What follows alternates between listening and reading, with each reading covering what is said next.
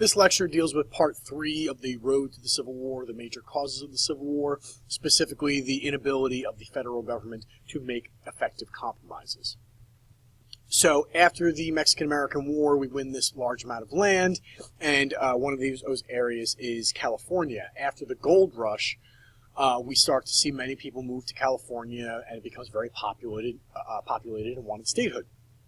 So they had drawn up a state constitution. They are ready to apply for statehood. But as we saw with Missouri and Maine in 1820, if we only have one state being added to the Union, we're going to have an issue because that will disrupt the balance in Congress. So as this shows you, we had 30 free senators and 30 slave southern state senators. If California is admitted to the Union, as a free or slave state, it will disrupt the balance of power. And California's constitution prohibited slavery, and so the South opposed their bid for statehood. We have an even divide in the Senate, so they can oppose that. So we have a debate in Congress about what to do with California. Pro-slavery forces that it should be said that California should be allow slavery and be forced to have slavery because it's below that 36-30 line from the Missouri Compromise. It grew so hostile that Southern legislators began to discuss openly the possibility of secession in 1850. So it leads to one of America's most intense debates concerning slavery at this period. So we have three major factions here in the Compromise of 1850. John C. Calhoun, former vice president under Jackson, and a senator from South Carolina, says that the North should honor the Constitution and enforce the Fugitive Slave Law. South wanted California to be part of their kind of group. They threatened to secede, and the U.S. should have two presidents, one from the North, one from the South. These were his state sovereignty theories, talking about states being more powerful than the federal government. Daniel Webster said that secession is impractical and impossible. How would we split the land, the military, compromise at all the costs? We need to preserve the Union. Henry Clay, in kind of his last-ditch effort as the great compromiser, with Calhoun, Webster, and Stephen Douglas, propose a compromise that becomes known as the Compromise of 1850. So what do they say? They talk with Stephen Douglas, who is a senator from the state of Illinois. He debates Lincoln in those famous Stephen Douglas-Abraham Lincoln debates, and he proposes the idea of popular sovereignty. Let the people of each territory decide through voting whether they want slavery or not. This allows the federal government to step out, so it'll satisfy the states' rights people. It'll satisfy the states themselves, and it allows the federal government to kind of wash their hands of slavery and let somebody else deal with it. So the compromise will allow California to be a free state, as their Constitution says. We are going to enforce a stricter fugitive slave law. Popular sovereignty will be how we, get slaves, get states to figure out whether they are free or not.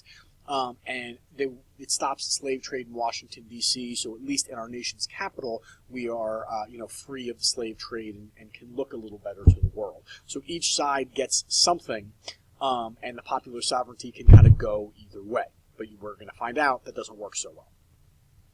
So in reaction to the Compromise of 1850, the fugitive slave law being strengthened is the most controversial part, and it's denounced by abolitionists. Kind of in conjunction with that, Harriet Beecher Stowe is publishing Uncle Tom's Cabin, so the North is getting more enraged by what they believe slavery to be. And abolitionists refuse to enforce the law, as we discussed with this image of basically the people of Boston saying, don't, avoid police, don't follow the fugitive slave law. So they are breaking federal law.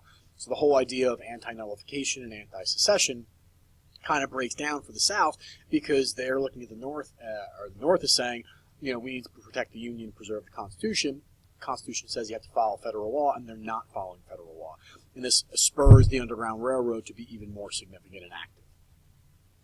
So Harriet Beecher Stowe publishes this book and authors this book, Uncle Tom's Cabin.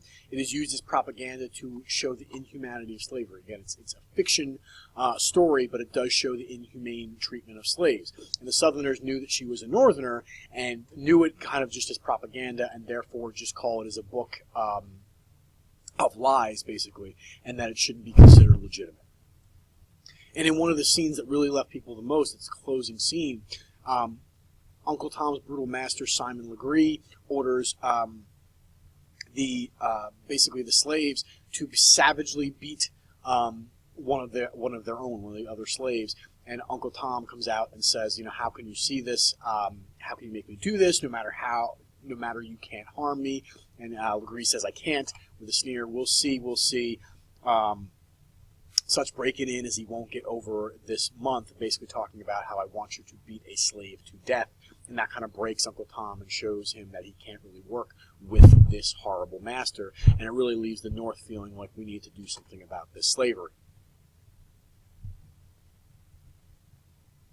So Stowe, as a Northerner, she talks about the abolitionists, and she wisely doesn't do anything but political. She just plays with people's sympathies and makes people feel bad for the slaves. It sells more than 1 million copies. It's made into a play, and it's an extremely powerful piece of propaganda, and it really awakens this anti-slavery movement right in conjunction with the Compromise of 1850.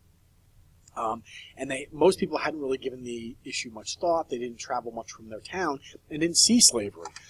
So it is in this atmosphere that Franklin Pierce is perceived in both the North and the South as a moderate, and that's why he's elected, because they figured he wouldn't do anything about slavery, and he really doesn't. So the Southerners' reaction to the Uncle Tom's Cabin and the refusal by many Northerners to enforce the fugitive slave law is they threaten secession, they threaten war, they produce their own propaganda novels portraying slavery as a positive.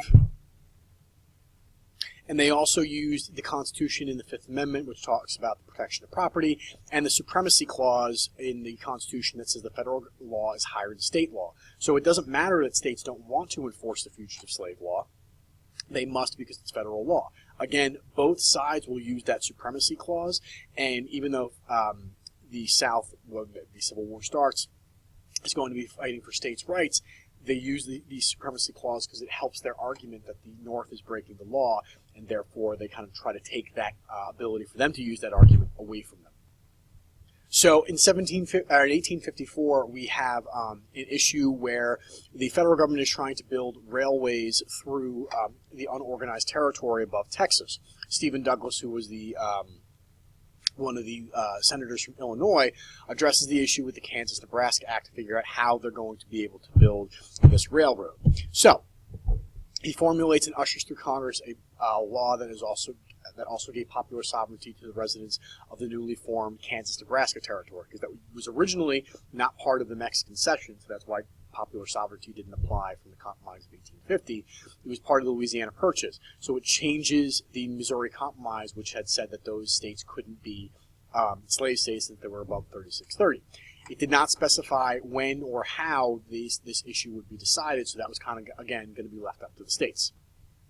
So the relatively successful Band-Aid of the Missouri Compromise of 1820 is now gone, so that the Kansas Territory and Nebraska can eventually decide on their own what they would want to be, slave or free. The issue is this kind of destabilizes the political situation. There's already a lot of tension after the Compromise of 1850 is not kind of seen as successful as the Missouri Compromise, and it just kind of exacerbates the tension and distrust between the two groups.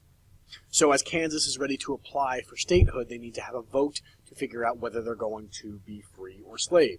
So both abolitionists and pro-slavery groups rushed into the territories, planning to form governments in hopes of winning two future states on their side, Kansas and then eventually Nebraska. So just prior to the election of the Kansas legislature, thousands of pro-slavery Missourians temporarily relocated in Kansas, just because it's right over the border there, resulting in an illegal pro-slavery government, which the abolitionists say was not legitimate. So because of this, we have these massive battles and massacres, and Kansas is known as Bleeding Kansas. And this is kind of a mini version of the Civil War before it starts. But it shows that both sides are willing to really hurt each other, literally, in order to protect slavery or go against it. And it divides the nation, and it led to the formation of a Republican Party. So there was the Free Soilers and the American Party and all these different parties, the Whigs. They eventually come together to fight the Democratic Party, because the Democratic Party is that of slavery, and the Republican Party was going to be that of stopping its expansion. So with the slavery, pro-slavery legislature, President Franklin Pierce recognized and promptly declares Kansas a slave territory. So again, now we're balanced again, because California was free and now Kansas is slave. But abolitionist supporters refused to accept this outcome and set up their own government. Soon after, gangs from both sides roamed the territory and attacked each other all over the place. So this event is considered to be the first act of violence between the pro-slavery and anti-slavery settlers. More than 200 people will die in this conflict, and this is how Kansas became known as Bleeding Kansas or Bloody Kansas during this period, as Franklin Pierce kind of exacerbates the problem by quickly recognizing a slave government or a pro-slavery government without, taking into account the abolitionists as well. So our much maligned cause here is the Dred Scott decision, where our politicians, specifically the Supreme Court, is unable to really effectively deal with slavery. So a slave from Missouri traveled with his owner to Illinois and Minnesota, both free states. His master dies while there, and Dred Scott wanted to move back to Missouri, Missouri still being recognized him as a slave. So he sued his master's widow for his freedom, since he had lived in a free state for a period of time. So the question is, are you free? If you're a slave in a slave state and you're pulled over into a free state, are you automatically free? So the court case went to the Supreme Court for a decision, and we have a couple of questions. Can a slave sue for his freedom? Is a slave property, and is slavery legal? So really foundational questions about this issue of slavery are here.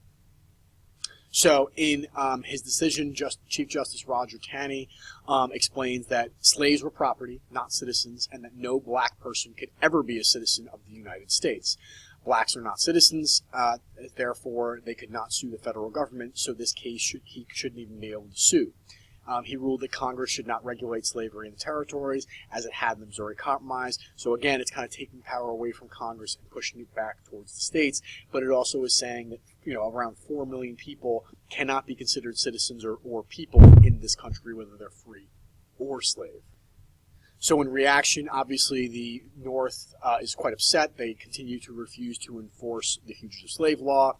They felt that further evidence that slaves' power's domination in the government, this kind of slave conspiracy theory that the Southerners were having too much power for the amount of people that they actually represented. And the Southerners called on the North to accept the decision, or we're going to leave. Again, slaves cannot sue for their freedom because they are property. They are not citizens and have no legal rights. And legalizes slavery by saying Congress could not stop slave owners from moving his slaves to a new territory. The decision is not only nullified the Missouri Compromise, but also Kansas, Nebraska, and the concept of popular sovereignty, that the federal government should have no say in a state's or a new territory's slavery policy. So again, the North is quite upset by this. Even those who lacked a strong abolitionist sentiment feared the decision tilted the power too far in the state's state's favor. Many regard this decision as further proof that slave power that would dominate the entire country, and even forcing slavery around those states that didn't want it.